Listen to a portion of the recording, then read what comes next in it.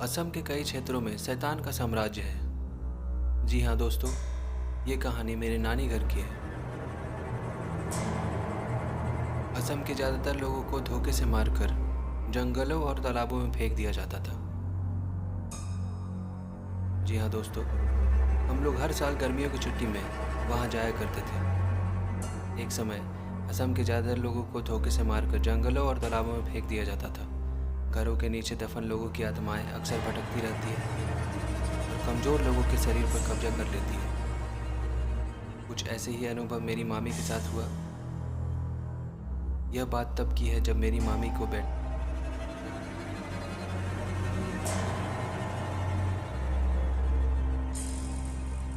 पैदा हुआ। कुछ दिनों तक मामी काफ़ी कमज़ोर हो गई थी। एक दिन उनके नवजात बच्चे को मेरी नानी नहलाने दूसरे कमरे में ले गई। कमरे में मेरी मौसी बिल्कुल अकेली थी और मामा भी घर से बाहर गए हुए थे। घर में सिर्फ मेरी नानी और मामी ही थे।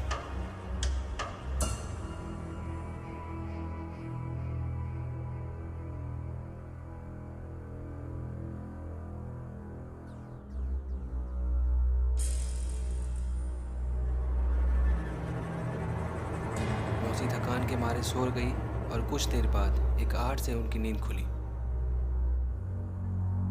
उन्होंने देखा सामने से कोई उनकी तरफ आ रहा है। उस काले साए के बाल हवा में लहरा रहे थे और वो काफ़ी भयानक थी। वो अपने हाथ मामी की तरफ बढ़ा रही थी।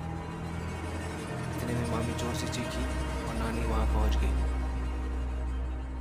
मामी ने सारा किस्सा नानी को बताया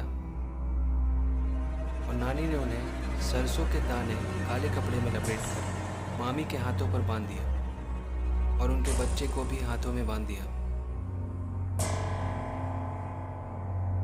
मामी के पूछने पर नानी ने बताया कि हमारा घर एक शमशान घाट में बना है।